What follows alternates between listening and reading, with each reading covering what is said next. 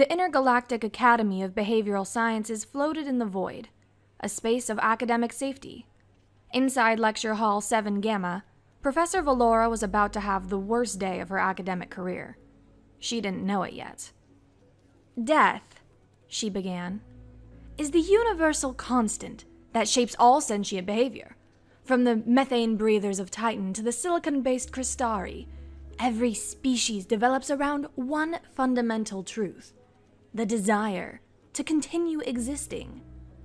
The holographic display bloomed behind her a constellation of data points: mortality rates, funeral customs, brain scans showing fear responses to death-related stimuli. It was beautiful and thorough. "Today," Valora continued, her bone ridges casting dramatic shadows that she'd practiced in the mirror for exactly this effect, "we examine the most death-obsessed species in the known galaxy, Homo sapiens." A ripple of interest passed through the assembled students. Humans were the galaxy's newest members, having achieved FTL travel through what their scientists described as fucking around and finding out. Most species spent centuries developing elegant mathematical proofs for faster-than-light travel. Humans had apparently held their collective beer and strapped an experimental drive to a ship. Humans. Valora pulled up an image of a cemetery. Dedicate vast portions of their limited landmass to storing corpses. They inject their dead with preservatives, seal them in expensive boxes, then bury them in concrete vaults, as if death were a temporary inconvenience requiring a good storage solution. Nathan Radley slouched in the back row. He'd enrolled in xenopsychology after the war, figuring understanding alien minds might help him understand his own. So far, all he'd learned was that most aliens had their shit together in ways humans decidedly did not. "Consider their entertainments," Valora continued, warming to her subject. "They have entire genres dedicated to death, horror films, where they pay to experience mortal terror, true crime podcasts, where they listen to detailed descriptions of murders while performing mundane tasks. They've gamified death in something called Dark Souls, where the tagline is literally, 'You died.'" A Malthorian student raised several of their arms. "Professor, are you suggesting that humans recreationally traumatize themselves?" "Precisely." Valora's mouth slit, curved in satisfaction. "They have a saying, 'What doesn't kill you makes you stronger.' This is, of course, biologically inaccurate. What doesn't kill you often leaves you with missing limbs or psychological damage. Yet, humans cling to this mythology." Nathan snorted. It wasn't intentional. He'd been thinking about his best friend Jordan, who'd lost 3 fingers to frostbite and claimed it made him 25% better at shadow puppets. "Their architecture," Valora continued, not yet noticing, "reaches desperately toward the sky. Skyscrapers, they call them, as if they could escape their mortality by building higher. The tallest one is named after a human who died in the attacks that prompted its construction. Even their monuments to achievement are actually monuments to death." Nathan's snort evolved into a chuckle. He couldn't help it. Last week, he'd watched a video of humans base jumping off of those same skyscrapers. The comment section was full of people asking, "How can I also yeet myself off a building with fabric wings?" "Their language is saturated with death metaphors." Valora pulled up a linguistic chart. "Dead tired, drop dead gorgeous, to die for, death and taxes. They've integrated mortality into casual conversation to the point where their fear of death is so obvious." Nathan lost it. The laugh erupted from somewhere deep in his chest, the kind that starts as a giggle and builds into something you can't control. He tried to muffle it, really, he did, but that just made it worse. Soon, he was full-on cackling, tears streaming down his face. 200 alien heads swiveled in perfect synchronization, like a field of extremely judgmental sunflowers. The lecture hall's acoustics were designed to carry a whisper from the back row to the podium. "Is there something you find amusing about your species' pathological relationship with mortality, Mr. Nathan wiped his eyes, still grinning. Radley. Nathan Radley. And yeah, actually, this whole thing's fucking hilarious. Perhaps, Valora said, each word pointed, you'd like to share your insights with the class? Nathan stood, stretching like a cat that had just knocked over something expensive. His dog tags clinked against each other. He still wore them, though the war had been over for 2 years. Some habits died harder than the people who formed them. Sure thing, Professor. He ambled down the steps, hands in pockets, projecting the kind of casual confidence that only comes from having already survived the worst day of your life. Several times. But, first, let me ask you something. What's the average lifespan of a Vorthak? Valora's bone ridges shifted, the equivalent of raising an eyebrow. 400 standard years. Phew, nice. And, the Yorthians? They experience time non-linearly, but, approximately 6 centuries. Cool. Nathan reached the front, turned to face the class. Humans? We get, maybe 80 years, if we're lucky. 100 if we eat our vegetables and avoid explosions. My great-grandmother lived to 97, and you know what she said on her deathbed?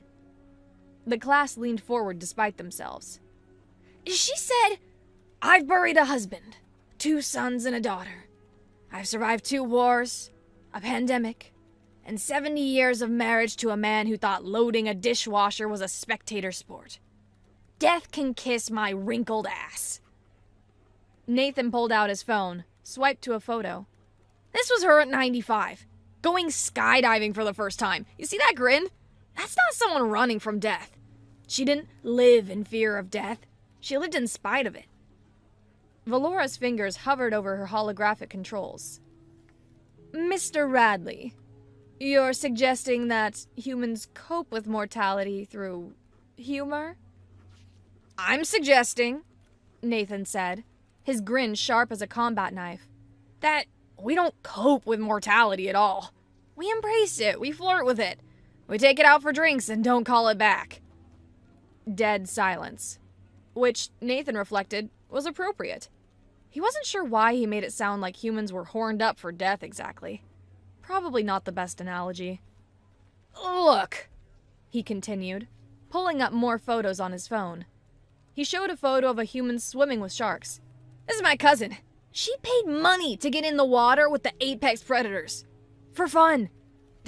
Her wedding gift registry included cage diving experience with great whites. She married a man who thought that was romantic. They're expecting their first kid, who will probably come out wearing a baby shark onesie and flipping off mortality. But the fear, Valora began. What fear? Nathan interrupted. Professor, we invented bungee jumping.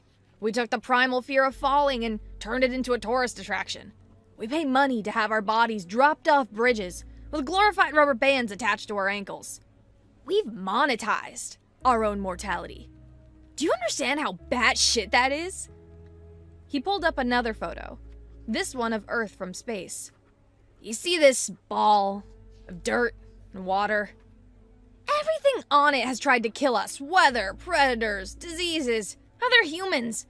The planet itself throws tantrums. Earthquakes, volcanoes, hurricanes. And what did we do? We built cities in deserts. We put bases on Antarctica. We're planning to colonize Mars, which is basically a frozen, irradiated hellscape. Why? Because it's there. And we're too stubborn to let a little thing like completely hostile to life stop us. A Vorthak student raised a delicate hand. Speaking of war, do soldiers not fear death? Nathan went quiet for a moment, thinking of his own experience with war. When he spoke again, his voice carried weight. Of course we fear death, sometimes. But we fear other things more. Letting down our friends, missed opportunities. Dying for nothing. So, yeah, we're scared. But we go anyway. Because the alternative is worse than death. It's a life not lived. He pulled up one more photo. A young soldier, barely out of his teens, grinning at the camera. This was Marston, 19 years old. Wanted to be a teacher. Loved terrible puns and worse coffee. He died in my arms after stepping on an IED. The class held its breath. His last words were a joke. Blood everywhere, organs failing. And he asked me to tell his mom he finally beat Jordan at poker. Made me promise. You know why? Because he didn't want his mom's last memory of him to be pain. He wanted it to be laughter. That's human death, Professor. We don't go gentle into that good night. We go making inappropriate jokes and trying to make sure the people we leave behind remember us smiling. Valora's holographic presentation flickered. Half her slides, meticulously researched data on human thanatophobia, suddenly seemed as substantial as smoke. The silence that followed was profound. It was the silence of 200 alien minds simultaneously recalibrating their understanding of the universe's newest spacefaring species. Finally, Valora deleted her entire presentation with one swift gesture. "Class," she said quietly, "I believe we need to reconsider our approach to human psychology. Mr. Radley, would you be willing to continue?" Nathan's grin was proud and excited. "Sure, but fair warning, this is gonna get weird. Human weird. Which is like regular weird, but with more explosions and inappropriate humor." He turned to the class. "So, who wants to hear about the time humans decided to strap themselves to barely controlled explosions and fly to the moon? Because that story involves way more duct tape than you'd think was safe. Spoiler alert, it wasn't." After many hours explaining the insanity that involved humans achieving spaceflight, the professor asked a question. "You mentioned earlier," Valora said carefully, "that humans fear mediocrity more than death. Can you elaborate?" Nathan's expression grew thoughtful. "You ever hear of something called a bucket list?" Blank stares all around. "It's a list of things you do before you kick the bucket, or die.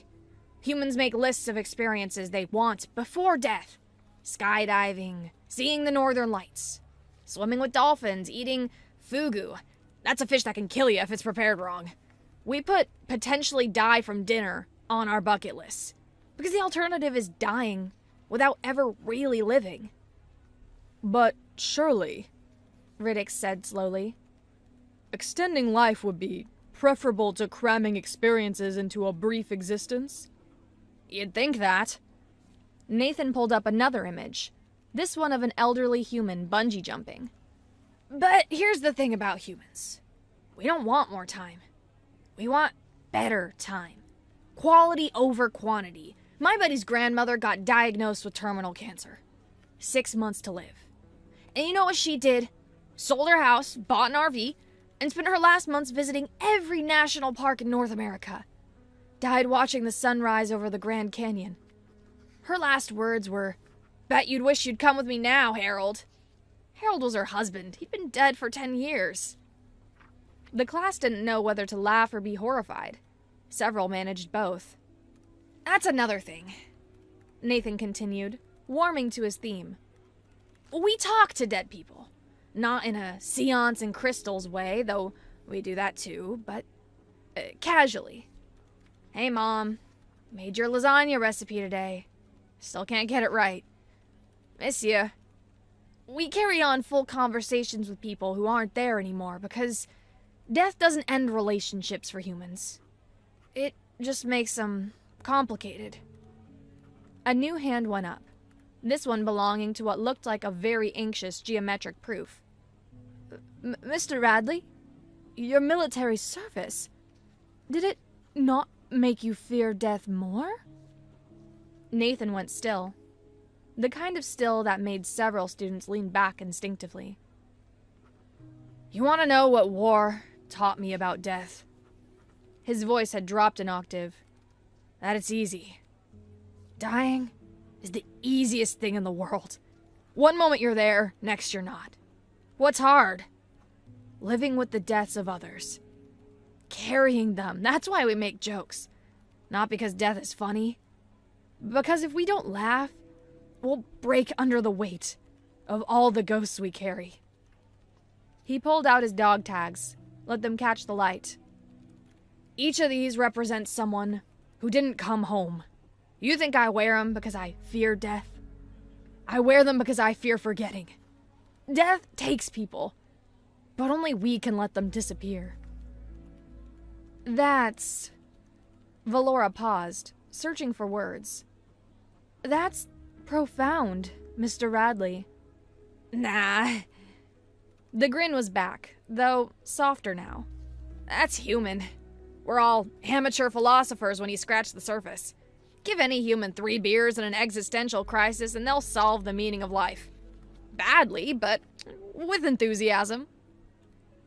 Speaking of alcohol, Quillick said, arms weaving a complex pattern of curiosity. Humans voluntarily consume poison for recreation? Oh boy. Nathan rubbed his hands together. You want to talk about our relationship with death? Let's talk about human recreation. We ferment fruits until it becomes poison, then drink it for fun. We eat peppers that cause actual pain because we like the endorphin rush. We climb mountains that kill 1 in 4 climbers because it's there. We invented a sport where we strap knives to our feet and hit a hard rubber disc at each other at 100 miles per hour. For fun, on ice. Where falling means potentially getting your throat cut by said foot knives. Hockey, said another human exchange student from the middle of the room. Nathan hadn't noticed her before. She was wearing a jersey with Georgie written on the back. You're describing hockey. A fellow connoisseur of controlled violence. Nathan pointed at her. What's your team? Winnipeg Jets.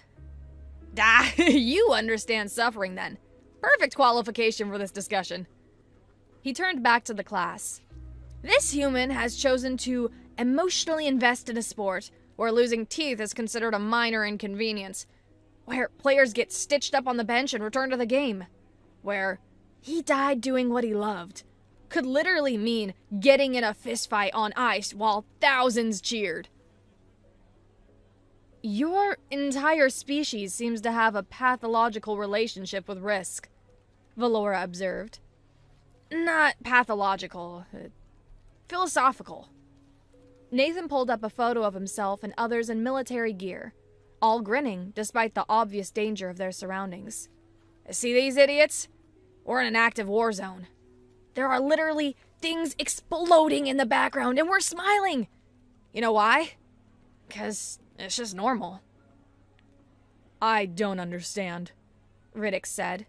Exactly! Nathan clapped. You don't understand because you're trying to apply logic to something that is fundamentally illogical. Humans don't make sense. We're walking contradictions held together by caffeine and spite. We know we're gonna die, so we live harder. We're afraid of being forgotten. So, we do memorable things.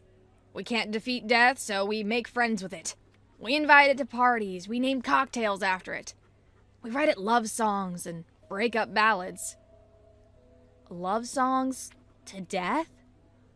A student who looked like they were made of origami and anxiety unfolded slightly in interest. Oh, we got millions. Don't fear the Reaper. Knocking on heaven's door. Live and let die. Another one bites the dust. We've made it death into every genre of music. Pop death, rock death, death metal, which is exactly what it sounds like. We've even got comedy songs about death. Always look on the bright side of life. Written for a movie about a guy being crucified. The character whistles it while dying. It became a funeral favorite. Humans are the only species that would play a comedy song at a funeral and consider it appropriate. But why? Valora had abandoned all pretense of teaching and was now just trying to understand. Why court something that will inevitably claim you? Nathan thought about it. Really thought about it. The class waited, sensing this was important. "Because," he said finally, "the alternative is paralysis. If you spend your whole life afraid of dying, you never actually live, you just exist. And existing isn't enough for humans. We need purpose, connection, meaning. We need to matter. And the only way to matter is to act like your actions matter, even knowing that, in a cosmic sense, they don't." He pulled up a video on his phone. This is a guy named Terry Fox. Lost his leg to cancer. Decided to run across Canada on one leg and a prosthetic to raise money for cancer research. The cancer came back. He kept running. It spread to his lungs. He kept running. He made it 3,339 miles before the cancer forced him to stop. He died 9 months later. He was 22. The class was silent. Every year, millions of people run in his memory. They've raised over $850 million for cancer research. One kid, with one leg, who refused to stop running even though he knew it would kill him. That's human death. Not an ending. A punctuation mark that makes the sentence matter. "You make death sound almost noble," observed the Yorthian. "Sometimes it is. Sometimes it's stupid, sometimes it's both." Nathan shrugged. "Is that why you document everything?" Valora gestured to Nathan's phone. "This obsessive recording of existence?" "Partly, but mostly because we're hilarious and we know it." Nathan scrolled through his photos. "Look, here's humans. We developed photography to document important events, and immediately took pictures of our cats. We created the internet to share scientific data, and immediately used it to argue about whether a dress was blue or gold. We're ridiculous, and we're gonna die. So we might as well document the ridiculousness for whoever comes next." "But the existential weight," began a student who looked like they were permanently in the middle of an anxiety attack. "Is hilarious," Nathan interrupted.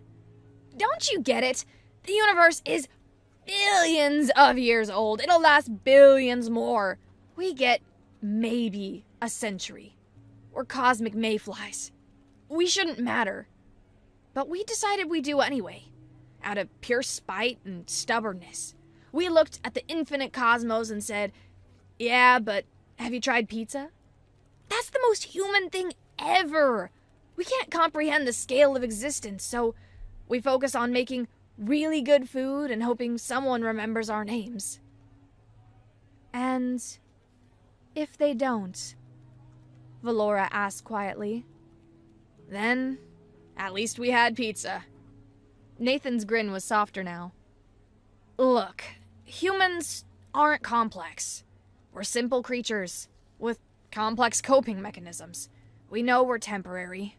We know we're insignificant. We know we're gonna lose everyone we love, and we've decided the appropriate response is to love harder, laugh louder, and leave the universe a little weirder than we found it." A Gorthak student who'd been silent until now spoke up. "Earlier, you laughed when Professor Valora discussed human death rituals. Why?" Nathan's expression grew thoughtful. "Because she was missing the point. Our rituals aren't about death. They're about life. Funerals? Those are for the living. We gather, we tell stories. We ugly cry, we get drunk. We remember.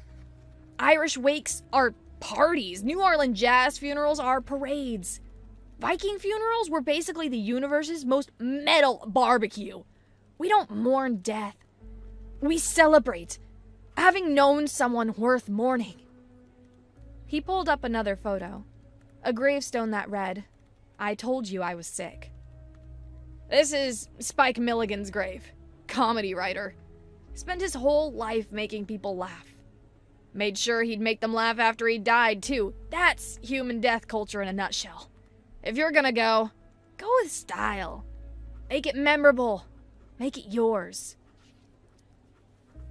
You keep saying, make it yours, observed Riddix, as if death were something to be customized. Isn't it? Nathan challenged.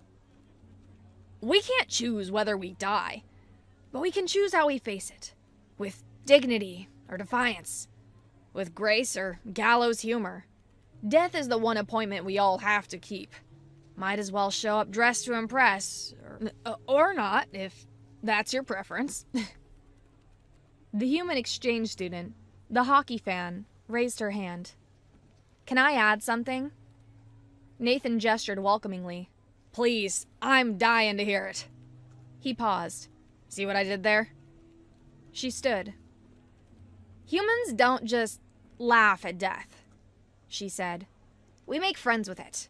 We have characters like Death in our stories who are often kind. The Grim Reaper is scary, sure, but also sometimes he's just a dude doing a job. We've got Death as a goth girl who likes goldfish. Death as a butler. Death as a buddy you can always challenge to a game of chess or poker or Twister. We've personified death so many times in so many ways that it's not even scary anymore. It's just Gary from accounting who happens to collect souls. Gary? Valora looked bewildered. Could be a Gary. The student shrugged. Could be Susan. Point is, we gave death a name and a personality, and probably a Twitter account. We made it small enough to understand, manageable enough to mock, human enough to relate to. That's our superpower. We humanize everything, including the thing that makes us stop being human. Exactly! Nathan pointed at her with finger guns. What's your name? Samantha. Samantha, Georgie. Samantha gets it! We can't beat death, so we made it relatable. We gave it a job we could understand. We wrote it into our stories as everything from villain to friend to lover. We've shipped death with so many characters. I'm pretty sure there's fanfiction about it. There is so much fanfiction, Samantha confirmed. Nathan turned back to the class. We write AU fanfic where death runs a flower shop. We cannot deal with cosmic horror, so we turn it into cosmic comedy. It's our thing. Valora looked like she was having an existential crisis. Mr. Radley, Miss Georgie, you're telling me humans have domesticated the concept of death? Domesticated is a strong word, Nathan said. You can't be afraid of something that laughs at your jokes. And death has heard all our jokes. We've been telling them since we figured out language. Why did the chicken cross the road? To get to the other side. That's a death joke. The other side. The afterlife. A chicken committing vehicular suicide. And we tell it to children. Your children's entertainment includes death jokes? Quillix's arms formed what Nathan was pretty sure was the universal gesture for, what the actual fuck? Oh, you have no idea. Samantha skated. Actually skated to the front of the room. Disney movies? Parental death is basically a requirement. Bambi, Lion King, Frozen. Younger generations have even turned suicidal ideation into a comedy genre. I want to die is how we say, I'm having a bad day. It's concerning, but also hilarious. That's... Valora paused. Deeply troubling. Welcome to humanity, Nathan and Samantha said in unison, then high-fived. A student near the back, one who'd been frantically taking notes, raised several appendages. You mentioned earlier that humans who don't fear death can't be controlled. Can you elaborate? Nathan and Samantha exchanged a look. Well, Nathan said slowly, you can threaten us with death, but we threaten ourselves with death for fun. You can promise us longer life, but we'll probably spend it doing dangerous things because we're bored. We're the species that looked at the prisoner's dilemma and chose, fuck you, as a valid option. We cannot be managed, we can barely be reasoned with. We invented democracy, Samantha added. Because we're too ornery to let anyone tell us what to do without arguing about it first. We invented revolution, because sometimes arguing isn't enough. We invented punk rock, because sometimes you need to set the argument to a 3-chord progression and scream it at people. But surely, Riddick said, there must be something that universally motivates human compliance. Nathan and Samantha looked at each other again. They both grinned. It was not a reassuring expression. Pizza, they said in unison. I'm sorry? Valora blinked. Free pizza, Nathan clarified. You want humans to show up? Offer free pizza. You want them to sit through a boring meeting? Pizza. You want them to help you move? Pizza and beer. We cannot be threatened into compliance, but we can absolutely be bribed with cheese and carbs. That seems reductive, Valora said weakly. Lady, Samantha said, executing a perfect roller skate spin. We're a species that will eat ghost peppers on a dare and climb Everest because it's there. We're not complex, we're just weird. And we're okay with that. Because tomorrow we might be dead, but today? Today, there's pizza. The class sat in stunned silence. Several students were still taking notes. One appeared to be having a philosophical crisis. The Gorthrak in the back was definitely reconsidering every interaction they'd ever had with humans. The silence that followed was profound. It was the silence of minds recalibrating, of worldviews shifting, of 200 aliens simultaneously realizing that the newest species in the galaxy was completely, utterly, gloriously insane, and possibly unstoppable because of it. Valora looked at her deleted presentation, then at Nathan and Samantha, then at her students. Several were still processing. Others had started sketching. Apparently the human approach to mortality was contagious. I think, she said slowly, we need to completely reconsider our approach to human psychology. Probably, Nathan agreed cheerfully. But hey, at least it'll be interesting. Humans, we put the fun in fundamentally unsuitable for existence since 300,000 BCE. That's not how the word works, Riddix pointed out. See? Nathan grinned. You're already thinking like a human, making jokes about death and etymology. Welcome to the club. We have jackets. They're flammable, but they look cool. Alright, since Professor Valora is having what the humans call an existential crisis, I guess I'm your substitute teacher. Nathan had somehow acquired a laser pointer, which he was using with the enthusiasm of a kid who'd found his dad's lightsaber. Pop quiz. Who can name a human celebration that doesn't involve potential death? Silence. Anyone? No? That's 'cause there aren't any. New Year's Eve, we set off explosives in populated areas. 4th of July, bigger explosives. Gender reveal parties, we've literally set entire states on fire to announce what genitals a baby has. We've turned telling people about infant junk into an extinction event. That's peak human. Samantha had skated back to the front and was now doing lazy figure eights while adding commentary. Don't forget birthdays. We set food on fire and dare people to blow it out in one breath. Make a wish while you tempt the fire gods. Very normal. Very safe. Exactly. Nathan pointed the laser at a hologram, accidentally activating it. A video of humans running in front of bowls began playing. Ah, perfect. Running of the bowls.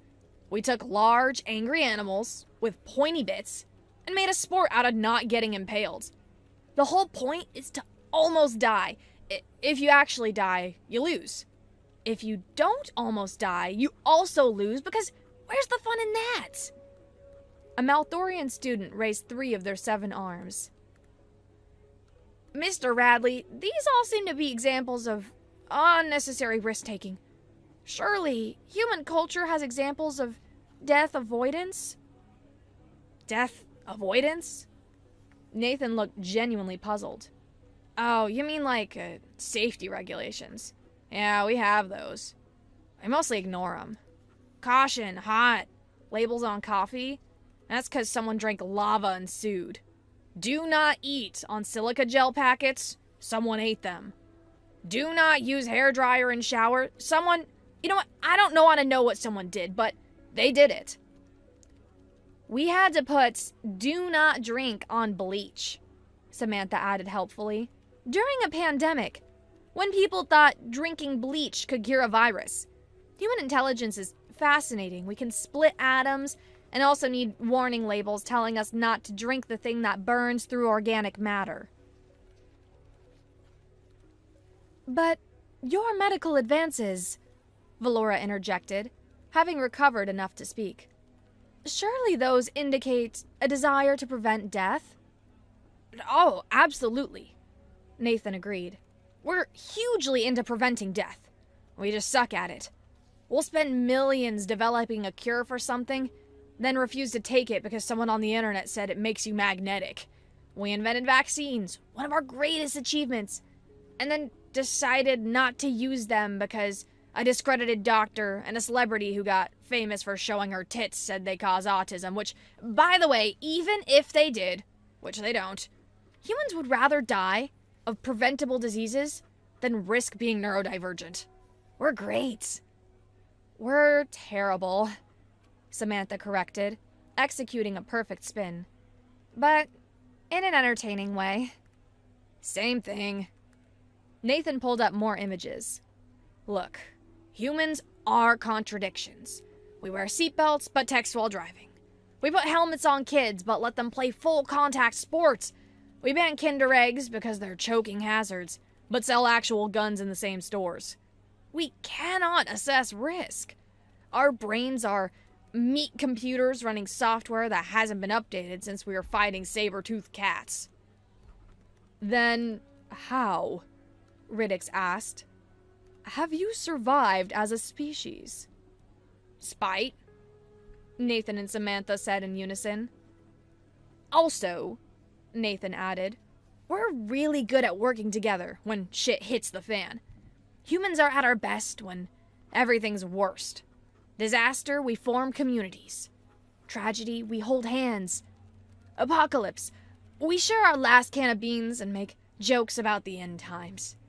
We can't be defeated because we're too busy helping each other to notice we should be dead. The term post-apocalyptic fiction is distinctly human, Samantha noted. Other species have extinction fiction, end times mythology, final chapter narratives. Humans, we have post-apocalyptic, as in the apocalypse happened and we're still here, probably making a sitcom about it. How I Met Your Mother during the nuclear winter. Friends, but everyone has radiation poisoning. We can't even imagine our own extinction properly. That's because we're narratively immortal, Nathan said, then paused. Holy shit, that sounded way smarter than I intended. What I mean is, humans exist in stories. Even when we die, the stories persist, and as long as there's one human left to tell them, we all kind of live forever. Narrative immortality. We defeated death by making it a plot point. A Yorthian student raised a delicate hand. Earlier, you showed us war casualties. How do you reconcile celebration of life with the mass death of warfare? Nathan's expression went serious. Samantha stopped skating. We don't, Nathan said quietly. That's the human paradox. We love life, and we're really good at ending it. We create and destroy with equal enthusiasm. We can split atoms to power cities or level them. We developed flight to touch the sky and immediately used it to drop bombs. We're capable of incredible beauty and horrific violence, sometimes in the same afternoon. He pulled up a photo. A field of poppies. After World War I, poppies grew in the battlefields. Millions dead, and flowers bloomed in the churned earth. A Canadian soldier doctor wrote a poem about it. Now, we wear poppies to remember. Beauty from horror. Memory from loss. That's human warfare. We're so good at killing each other that flowers learn to grow from our corpses. And we thought that was poetic enough to make it tradition. We're walking contradictions, Samantha added softly. We'll die for strangers, but kill for ideas. We'll save a whale, but eat a cow. We'll march for peace, but fight for freedom. We don't make sense, because sense isn't survivable. You know what is? Adaptability. And you can't adapt if you're consistent. So, humans are chaos? Valora asked. Humans are jazz, Nathan corrected. Improvisation with a theme. The theme is survival, but everything else, we're making it up as we go. And somehow, it works. We've been improvising for 300,000 years, and we've gotten pretty good at it. Death, that's just another note in the composition. Maybe it's the final note. But that doesn't make the music less beautiful. Speaking of music, Samantha added, skating to the holographic controls. Can I show them something? Nathan gestured grandly. The floor is yours. Try not to set anything on fire. Samantha pulled up a video. It was grainy, clearly historical. This is Voyager's golden record. In 1977, we sent a spacecraft to explore the outer planets. We knew it would eventually leave our solar system, so we included a record. Music, greetings, sounds of Earth. A message for anyone who might find it. The class watched as images from the record played. Mathematical concepts, human anatomy, nature sounds, music from dozens of cultures. We sent this knowing we'd be dead before it reached another star, Samantha continued. Everyone involved in the project, dead, before any alien could possibly find it. But we sent it anyway. Because humans can't help but reach out. We threw a bottle into the cosmic ocean with a note that says, "We're here. We lived. We made beautiful things." That's human death. Not an ending, but a message. We existed. Remember us. But why? The question came from a student who looked like geometry having an emotion. Why care if you're remembered after death? Nathan and Samantha exchanged glances. Because, Nathan said finally, the only thing worse than dying is never having mattered. We're terrified of insignificance, so we build pyramids, paint chapels, write symphonies, have children, name stars, carve our initials in trees. We scream into the void, "I was here!" and hope the echo outlasts us. My great-grandmother, Samantha added, used to say, "They can kill you, but they can't eat you." Which is technically incorrect. Cannibalism is a thing, but the sentiment stands. They can end your life, but they can't erase your impact. Every person you've helped, every life you've touched, every stupid joke you've told, it ripples outward. We're all just throwing stones in the cosmic pond and hoping the ripples matter. And if they don't? Riddix asked. Then at least we made ripples. Nathan shrugged. Look, humans don't need cosmic significance. We create our own. My buddy Martin died thinking about poker debts. Was that cosmically significant? No. Does it matter to his wife, who laughs every time she sees a deck of cards? Absolutely. Human significance is local, personal. We matter to each other, and that's enough. This seems like a very limited form of immortality, Valora observed. All immortality is limited, Samantha said, resuming her skating. Stars die, galaxies fade. The universe will eventually experience heat death. Nothing is forever. Humans just accepted that first and decided to work with it instead of against it. We're mayflies who learn to write. Every word is defiance. Nathan pulled up another image. Cave paintings from Lascaux. Thousands of years ago, humans drew on walls. Why? Who knows? Maybe they were bored, maybe they were inspired. Maybe they were just like, hey, I can make the wall look like a horse. But thousands of years later, we're still looking at their horses. They're still telling us, we're here. We saw beauty, we tried to capture it. That's human immortality. Not living forever, making something worth remembering. But the futility, a student began. Is the point, Nathan interrupted. Sisyphus pushing the boulder up the mountain forever. Except humans would name the boulder, bedazzle it, and start a blog about the experience. Day 2847 of pushing Roger up the hill. Today we listen to true crime podcasts. Roger is suspected of enjoying them. We can't be defeated by futility, because we'll make futility entertaining. We put googly eyes on everything, Samantha added. Roombas, cars, buildings. We anthropomorphize objects and then feel bad when they break. I once apologized to a toaster. Why? Because humans pack bond with everything. Death? We pack bonded with death. It's our frenemy now. That's insane, muttered Quillix. That's survival, Nathan corrected. You can't defeat something you've befriended. Sun Tzu said, know your enemy. Humans said, make your enemy a meme.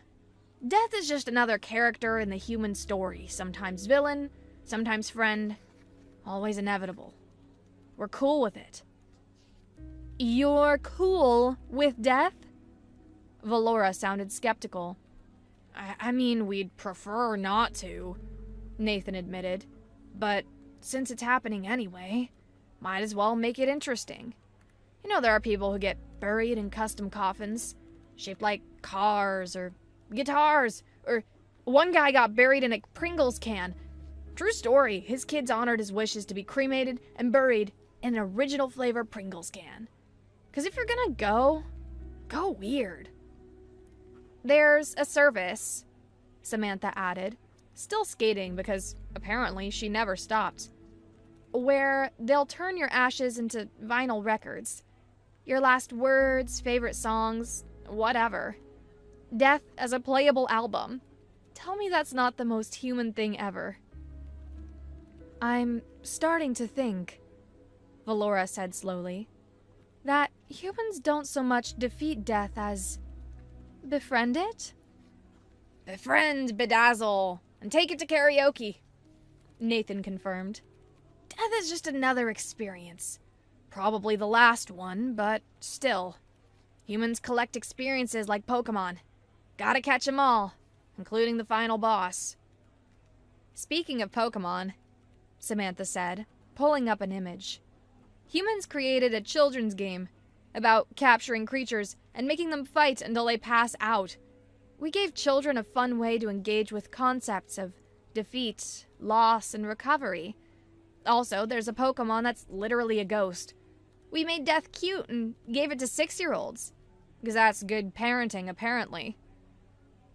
Everything you're describing, Riddick said, sounds like a species-wide coping mechanism for existential terror. Or, Nathan suggested, or just like this. Maybe we're not coping with anything. Maybe we're just weird. Little chaos gremlins who looked at the universe and went, bet I can make this stranger. And then we did. Repeatedly for millennia. We're the species that developed nuclear weapons and then used the technology to make microwaves so we could heat burritos faster. We can't be predicted because we don't know what we're doing either. Then how do you function as a civilization? Valora asked, genuinely bewildered. Badly, Samantha said cheerfully, but with enthusiasm. And pizza. Don't forget the pizza. The secret to human civilization, Nathan said, assuming what he probably thought was a lecturer pose, is that we're all making it up as we go. But we're making it up together. We built societies on the principle of, let's try this and see if it kills us. Democracy, an experiment. The internet, an accident that became essential. Cryptocurrency, we literally invented imaginary money and somehow made it worth real money. We're chaos, but we're collaborative chaos. My sociology professor, Samantha added, said humans are eusocial chaos monkeys. We work together like ants, but with worse impulse control and better music. That's beautiful. Nathan wiped an imaginary tear. I'm stealing that for my dating profile. Eusocial chaos monkey. Seek similar. For long walks on beach and overthrowing systems of oppression. You're on dating apps? Samantha raised an eyebrow. How else am I supposed to find someone who appreciates my collection of existential memes and military-grade gallows humor? Fair point. Valora looked between them, then at her class, many of whom were now taking notes with the fervor of students who'd realized they were witnessing something historic, or historically weird. With humans, it was hard to tell the difference. Mr. Radley, Miss Georgie, she said formally. I believe you've fundamentally altered our understanding of human psychology. This will require a complete revision of your xenopsychological frameworks. Cool, Nathan said. Do we get extra credit? I don't think you understand, Valora continued. This changes everything. Every assumption about death avoidant species evolution. Every model of fear-based behavior. You've suggested humans aren't driven by fear of death, but by what? Fear of irrelevance? Fear is a strong word, Samantha said, finally stopping her skating. We're driven by FOMO. FOMO? Several aliens asked at once. Fear of missing out, Nathan explained. We're not afraid of death. We're scared of not living first. We're scared of dying before we've done the thing, whatever the thing is.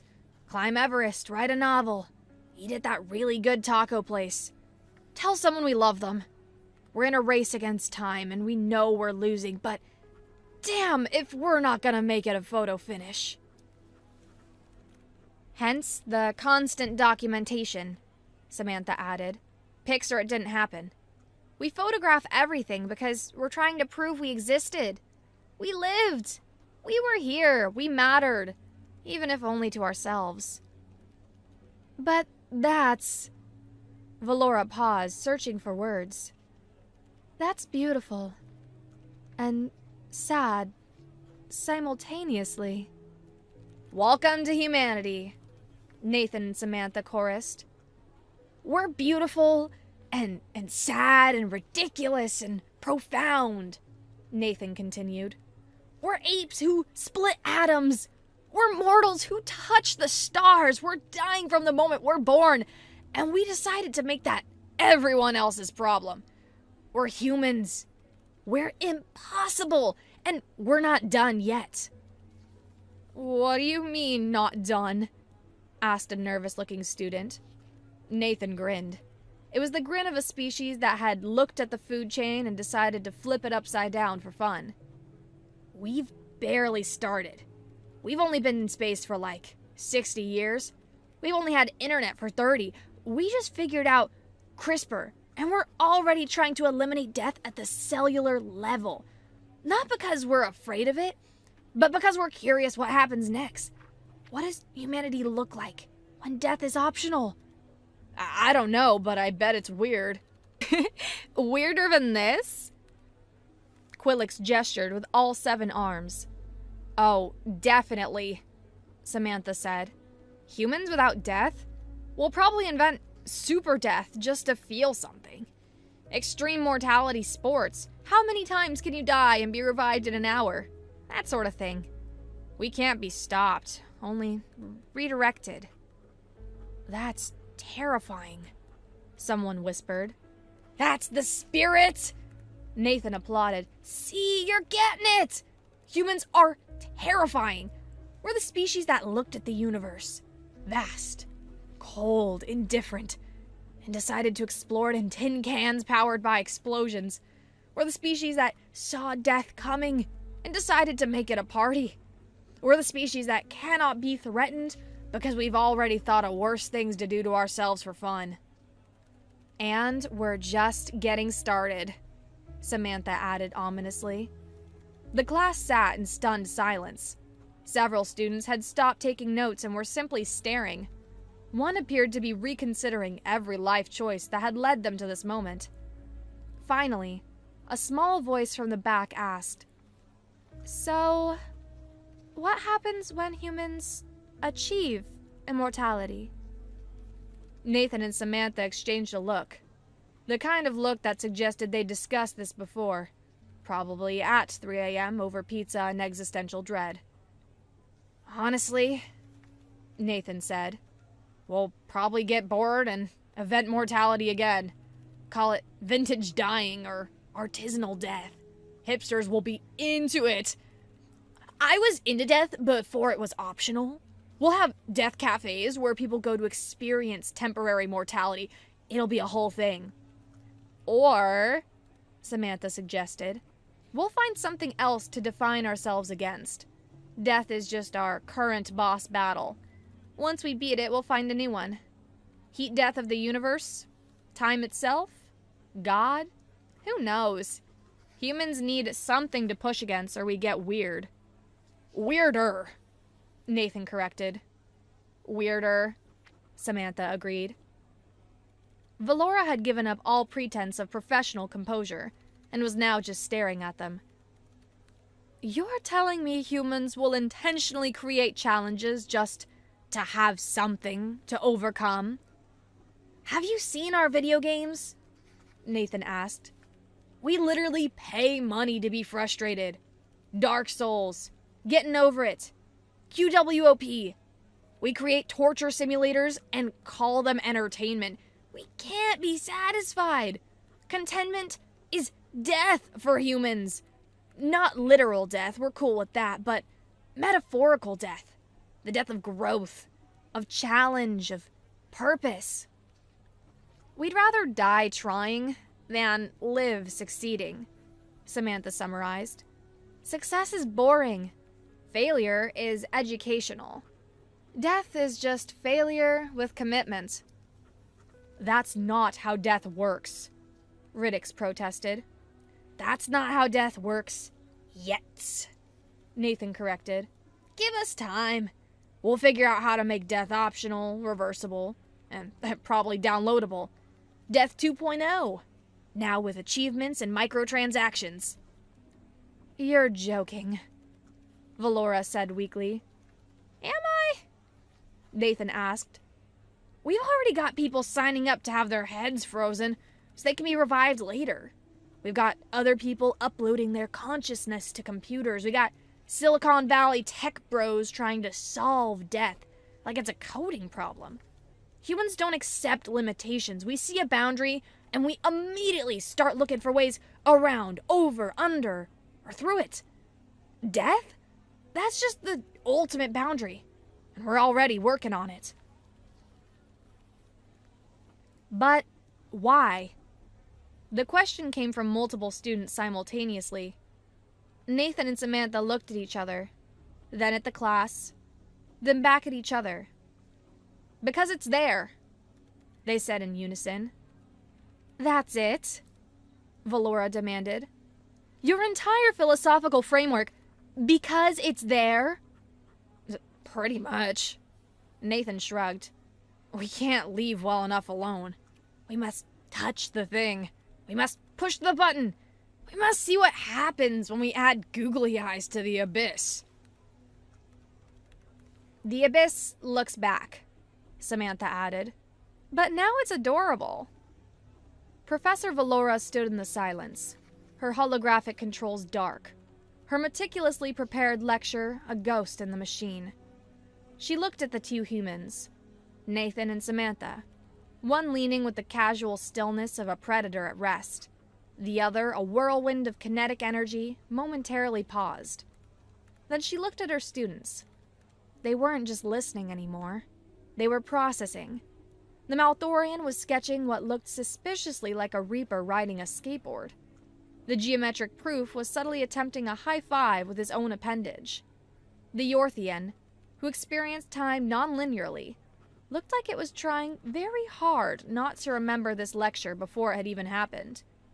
Valora's entire academic framework, built on the elegant, logical foundation that all life seeks to avoid its end, had been dismantled, not with data or debate, but with stories of spiteful grandmothers, recreational poison, and the philosophical weight of pizza. She slowly raised a hand and reactivated her display, erasing the last vestiges of her original presentation. In its place, she typed a new course title: An Introduction to Human Contradiction, Theoretical Applications of Existential Spite. "Class," she said, her voice carrying a new, unfamiliar weight of awe and terror. "Your final thesis is no longer about death avoidance. It is now about this. Analyze how different species face mortality. Explain your work." She turned to Nathan and Samantha. "You both received top marks and an official warning. I'm not sure for what exactly, but I feel it is necessary." Nathan and Samantha high-fived. The students began to pack up, the usual post-lecture drone replaced by a buzzing, vibrant energy. They weren't just leaving a class. They were leaving with a fundamentally altered view of the cosmos. For centuries, the galaxy had operated on a simple, universal truth. Death was the end. It was the ultimate, unassailable boundary that shaped civilizations, dictated philosophies, and enforced a certain cosmic humility. But humanity hadn't just pushed that boundary. They had tagged it with graffiti, taken a selfie with it, and dared it to do its worst. They were a species that didn't just stare into the abyss. They asked it if it wanted to get a beer and listen to a sad song. The Intergalactic Academy had been built as a space of academic safety. But with the arrival of humans, the rest of the galaxy was about to learn that the most dangerous thing in the universe wasn't the cold, silent void. It was the noisy, laughy, storytelling species that had decided the void looked like it needed a friend, and maybe some googly eyes.